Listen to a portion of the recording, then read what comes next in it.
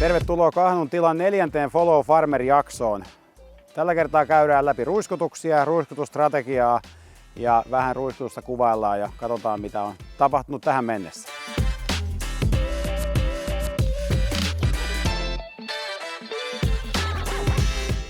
Viime jaksossa vettä toivottiin oikein urakalla. Orastuminen oli lähtenyt ok käyntiin, mutta vettä olisi tarvittu ja nyt kerrankin on mennyt asiat hienosti ja vettä on tullut kyllä mukavasti, sopivasti ja yhtään en valita, että on tullut liikaa. Rehutkin saatiin siinä välissä jotenkin tehtyä hivenen kosteena, mutta siellä on paketissa ja hyvä näin. Kasvustot näyttää tällä hetkellä erittäin hyviltä. Nyt on hyvä pensastuminen tapahtunut, niin kuin näkyy, kasvustot on hyviä ja korren kasvu on alkamassa. Ja nyt on periaatteessa äärimmäisen hyvät mahdollisuudet hyvään satoon tällä hetkellä. Ja vesimääräkin on ollut sen verran hyvä, että vaikka nyt sateet loppuisi, niin se riittää kuitenkin suht pitkälle kasvukautta.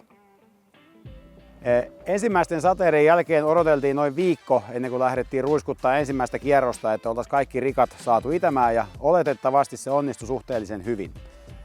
Ensimmäisellä kasvinsuojelukierroksella vedettiin rikat Truler Heavillä ja sitten laitettiin korrensäädöttä Moddusta pieni määrä juureen ja sitten laitettiin Semacron lehtilannosta sinne, että saadaan sitten kaikki kasvun edellytykset taattua sille kasveille. Ja korrensäädöttä laitettiin siitä syystä, että lähdetään heti alusta ja jarruttaa sitä kasvua, että ei tarvitse sitten puida lakoviljaa syksyllä.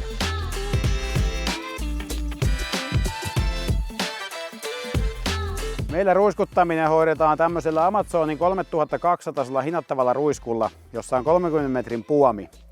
Ja ruiskussa on 460 renkaat, eli ei mitkään ihan superkapeet. Ja tässä on nyt ajateltu sitä, että kun joskus joudutaan ruiskuttaa märissäkin olosuhteissa, että sitä matoa ei sitten vituttaa siellä alla, jos siinä on ihan superkapeet renkaat. Ja traktorissa sen sijaan on rivirenkaat ja siinä on sitten jontikka, jolla on mukava ajalla. Ei ehkä kevein mahdollinen, mutta vuoden mittaan siellä muutamia tunteja kuitenkin tulee vietettyä. Et kokonaisruiskutusmäärä riippuen vuodesta, paljonko on pitänyt korrensääteitä ajaa, niin sanotaan, että 1000 hehtaaria plus minus jotakin. Ja suurin osa ruiskutuksista kuitenkin tapahtuu vähän reilu 3 viikon aikajänteellä. Eli vaikka sitä aina kuvittelee, että sehän on pikkuhomma käydä noin ruuttaamassa, niin käytäntö yön pitkinä tunteina on joskus vähän toinen.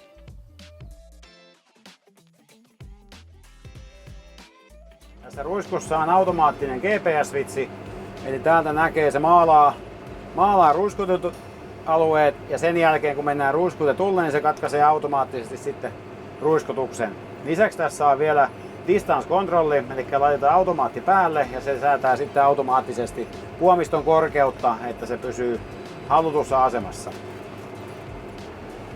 Ruiskun toiminnot näkyy täältä näytöstä. Tää on vähän mallia 90-luku, mutta ihan toimiva ja erittäin helppo käyttöinen. Sen lisäksi täältä joystickista sitten käytetään käytännössä kaikkia ruiskun toimintoja.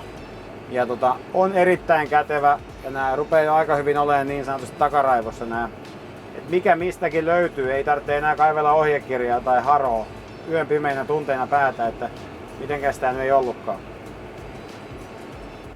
Nyt on aika lähteä toiselle ruiskutuksille. Lähdetään katsomaan, että mitä siellä tapahtuu.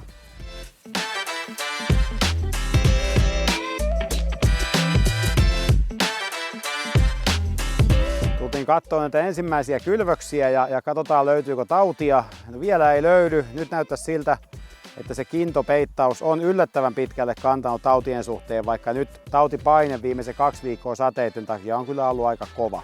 Mutta tällä hetkellä ei näy mitään merkkejä vielä taudeista. Tällä kertaa tähän keskimmäiseen korrensäätöön on valikoitunut Medax. Normaalisti käytän sitä 0,24 kiloa per hehtaari, mutta tällä kertaa kasvustot näyttää sen verran hyviltä, että laitetaan se 0,35, mikä on myös ihan hyvä määrä. Lisäksi laitetaan sitten kurpatoria, pieni määrä, että saadaan taudit pysyä loitolla sitten 3. ruiskutukseen, missä sitten varsinaisesti annetaan tautiaine. Tämä on tämmöinen tavallaan varmistus siitä, että taudit ei pääse valtaamaan sitten ennen sitä viimeistä lippulehtivaiheen ruiskutusta kasvusta. 3. ruiskutukseen tulee sitten varsinainen tautiainekäsittely, eli sinne tulee Priaxoria 0,5 ja sen lisäksi ajetaan sitten korrensäädettä, ajetaan Moddusta ja Seronea yhdistelmänä, molemmat pienellä käyttömäärillä. Satopotentiaali on tällä kertaa aika hyvä, niin nyt kannattaa panostaa siihen kasvustoon. Ainakin se tuo yleensä enemmän takaisin mitä vie ja vähintäänkin parantaa laatua, vaikka ei parantaisi välttämättä satoa.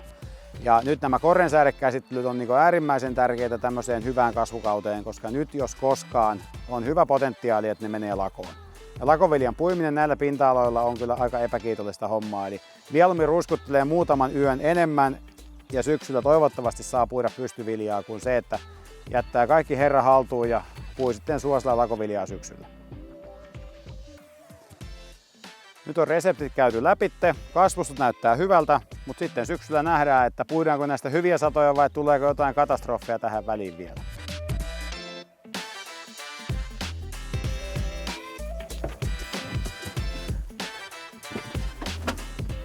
Siinä oli aika paljon selostusta ruiskutuksista ja kasvinsuojelusta, mutta mä tarvitsen ruiskuttaa. Menkää te odottelemaan seuraavaa jaksoa.